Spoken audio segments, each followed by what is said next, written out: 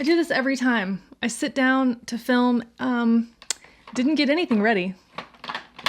Brushes, dirty. I am a nightmare.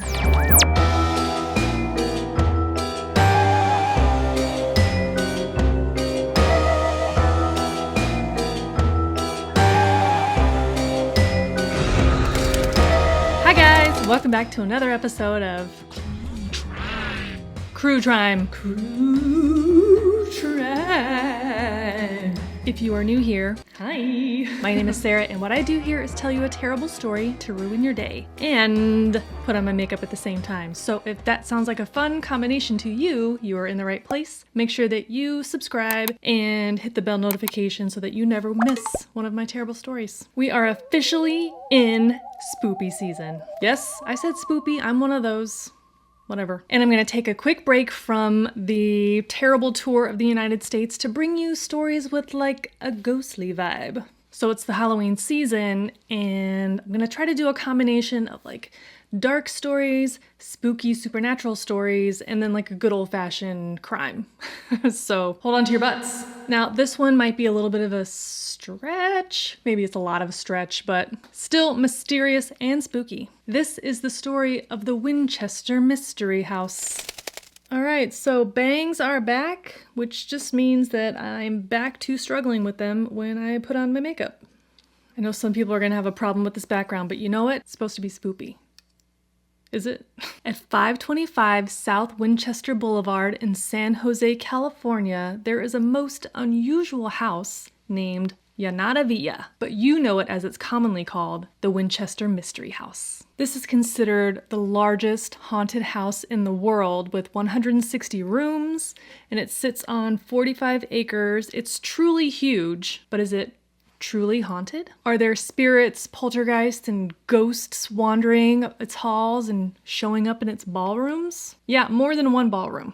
In 1885, Sarah Pardee Winchester moved from New Haven, Connecticut to the Santa Clarita Valley in California. Sarah had been married to William Winchester, son of Oliver Winchester, the founder of the Winchester Repeating Arms Company. They're the makers of ammunition and repeating firearms. So repeating firearms were like the hot new thing. This means that they are self-loading. So they were developed from the Henry rifle. The model 1873 could fire multiple shots without having to open it up and reload it. So this was a game changer, and it became known as the gun that won the West. This rifle was said to have been carried by Jesse James, Billy the Kid, Geronimo, and Annie Oakley. It was considered one of the most popular firearms in history. Winchester rifles continued to evolve over the years, improving their capability, and eventually they were used widely in the First World War. But before that could happen, Oliver Winchester died in December 1880, making his son William his successor to the family fortune. But let's just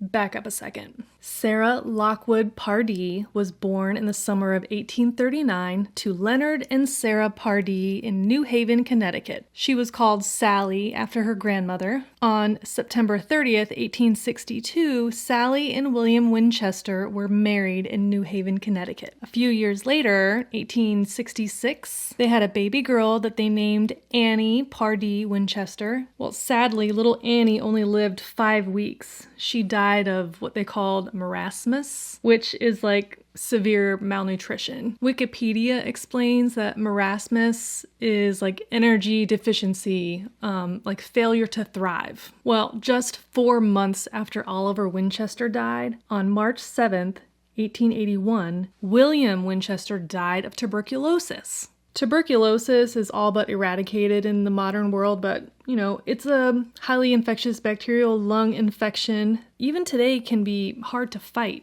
but it was much worse back then. You know, think early days of COVID. Scary, scary stuff. I've said COVID and firearms in the first 5 minutes of this video. Demonetized.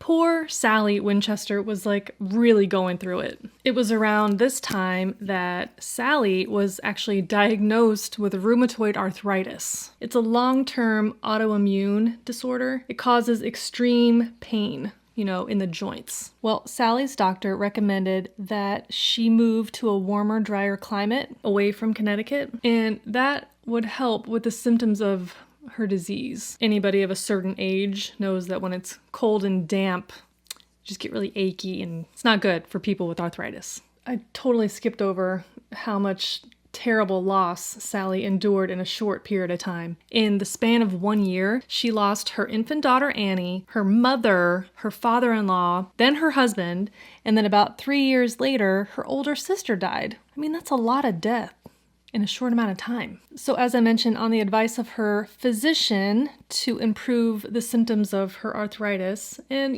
probably to get a fresh start, I guess, Sally moved to California. I mean, one good thing, I guess, was the massive inheritance that Sally had received. 20 million smackers. Now, in today money, that's like 600 million doll hairs. She also inherited a 50% holding in the Winchester Repeating Arms Company, making her one of the richest women in the world. What this really meant was Sally had more money than she could literally spend. So, in 1885, Sally moved to California, and since she was a gazillionaire, she bought properties for her family members, and she also bought a houseboat in the San Francisco Bay. In 1868, Sally purchased a property in San Jose. It was a 2-story farmhouse ranch that was set on 45 acres of land, and it was called Yananda Villa. I'm not saying that right. Yanada Villa, which is Spanish for house on flat land. That's what Wikipedia says, okay? I know Villa means house, right? Casa?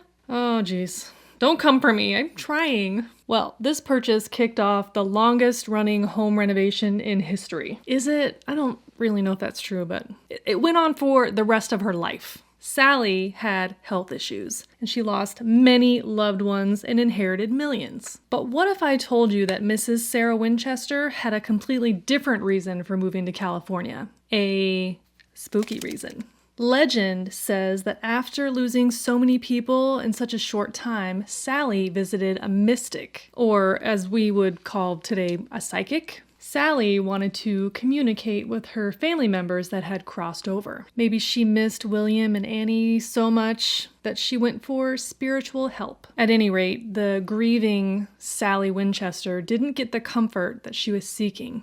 Instead, she got a warning. Apparently, she was told by this psychic that she was cursed or being haunted by the blood of the Winchester gun. Sally was told that spirits of every person who had ever been killed by a Winchester rifle were haunting her, and she needed to move away. That is quite a look. Essentially, she was told that she needed to move to California where she could buy a house and start building rooms to contain the spirits that followed her. It was also said that Sally became paranoid that if she ever stopped building, she would die. Well, once construction started, it went on for the next 28 years. So what started out as a 2-bedroom farmhouse quickly grew into a Queen Elizabeth-style Victorian mansion. One of the rooms inside, sometimes referred to as the Blue Room, is said to be where she held nightly seances to communicate with the victims of Winchester. In these nightly talks, she would get advice from good spirits on what rooms to build and how to confuse the bad spirits with other construction projects. Are you buying any of this? Let's keep going. Although Sally originally hired 2 architects, they didn't work out, and she fired them and decided to DIY that shit. Mrs. Winchester was a forward thinker and an innovator. She had devices and appliances installed in the house that were so cutting edge that they didn't exist in most places. To be fair, she was like rich AF, so of course she did. Now, the construction inside this house was part of the aesthetic movement. So what that means is like every square inch was super ornate, like hinges on doors, door handles, window panes, everything was like filigree and just very artistic and elaborate. She also really enjoyed gardening, and in addition to all the elaborate outdoor gardens and things, she also had an indoor solarium. A solarium is a lot like a greenhouse, but like fancier. Also, inside the solarium, she actually designed an irrigation system to help the staff so that they wouldn't have to carry heavy buckets of water. Quite the thing in the late 1800s. The solarium was built on a slant, and there were trap doors and things in the floor that would help to drain away the excess water to tubes, like a very elaborate irrigation system. It would take the water outside to the garden, which was just, genius. There was also hoses and faucets all throughout the garden areas, which, keep in mind, garden hoses were like not a thing in that time. It was something seen at expos. You couldn't just buy them at the Target.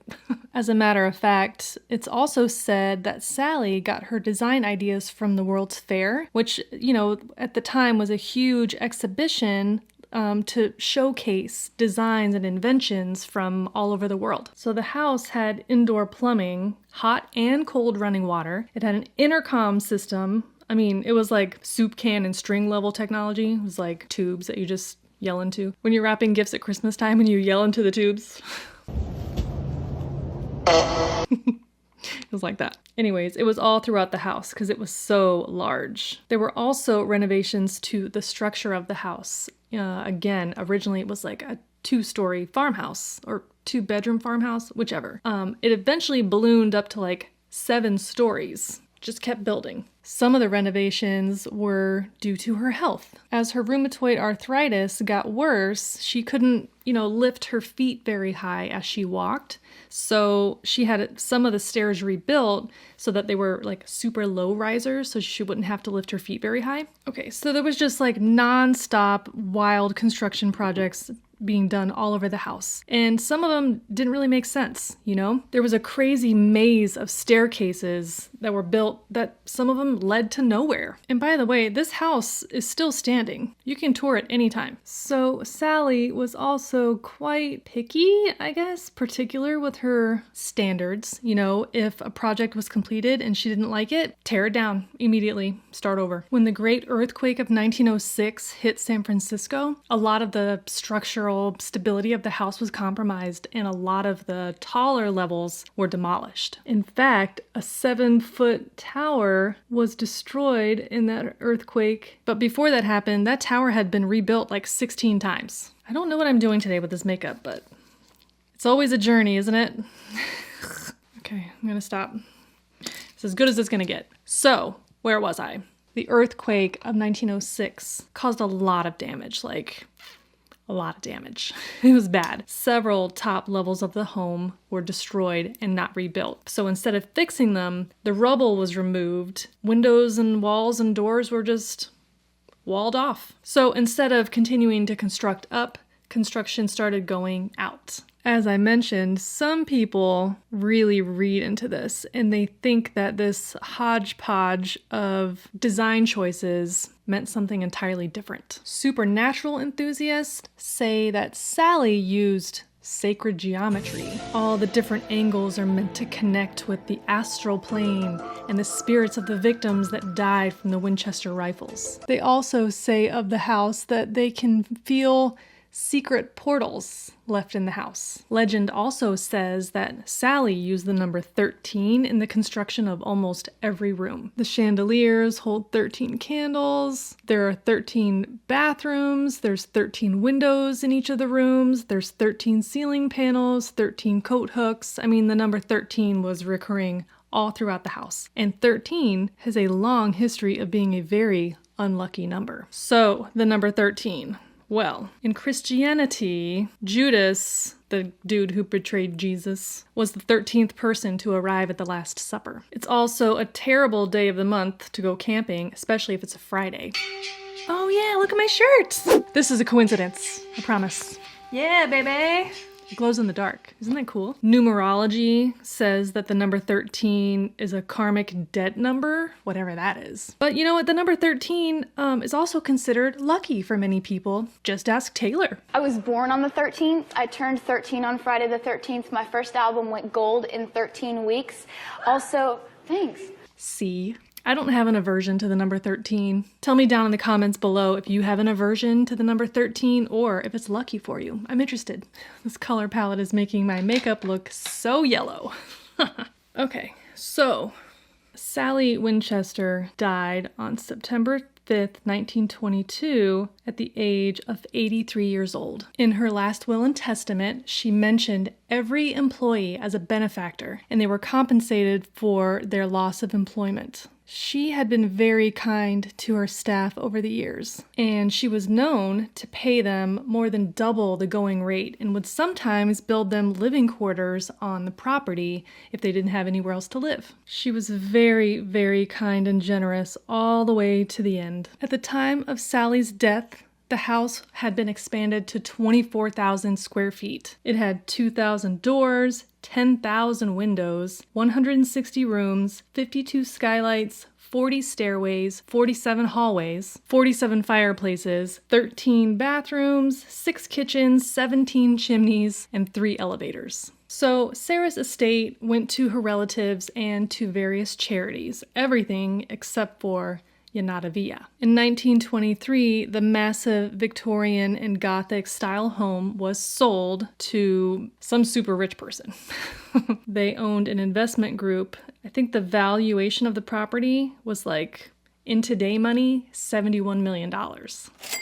The company then leased it out to a couple named John and Mamie Brown. They were some kind of business people. That couple eventually did purchase the house for themselves, and they still maintain ownership and trust to this day. Pretty soon after purchasing the house, Mamie Brown started marketing it as the Winchester Mystery House and started giving public tours, ghost tours. Mrs. Brown claimed that she was encountering paranormal activity in the house. Among many other things, she claims that she would see lights with no source flashing across rooms, footsteps heard when nobody's around, apparitions of very lifelike looking people, music playing from the organ with nobody playing it, and lots of whispering.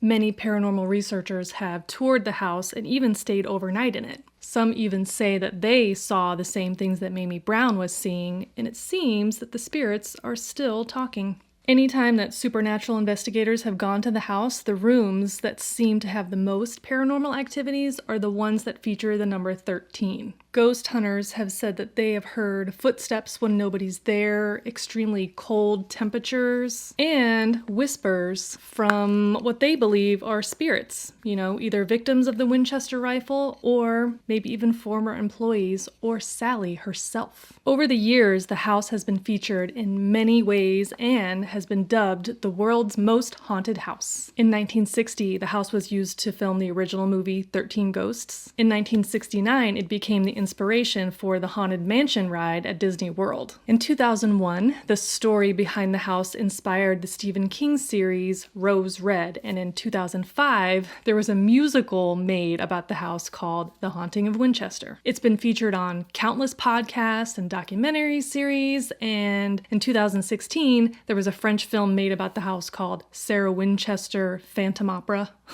It also inspired the 2017 film featuring Helen Mirren as Sally called Winchester. So was Sally Winchester haunted by all of the souls taken by the Winchester rifle? Or was she just an innovator and somebody that was really into design and construction, and she was keeping the construction projects going to fulfill her artistic vision and to keep her staff employed? You be the judge. And that, friends, is the story of Sarah Sally Winchester and the Winchester Mystery House. Sound off in the comments below what you think the real story is, if you've ever visited the house, because I'd love to know about it. If you want to recommend a Crue Trime story to me, just check down in the description box, because there is a Google Doc that you can complete to leave all of the details of the terrible story. Also, if you're interested to know anything about my makeup or anything else you see me wearing today, look down in the description box, because everything that's available is linked. Thank you so much for hanging out today and for watching this video. I really appreciate it. If you want to see more videos like this one, then consider subscribing to this channel before you leave today. I upload new videos here on YouTube every week, and you can follow me on most of the other socials as well. That is it for now. I will see you next time in another spooky Crue Trime story. Bye! Cuckoo. Ah, is it even? Need the blush brush. Where did you go? Okay. Paranormal. paranormal. If you're new to the neighborhood, nope. What am I doing? Do I need more red in my eyeshadow? I think so. I feel like these wings are not bad enough.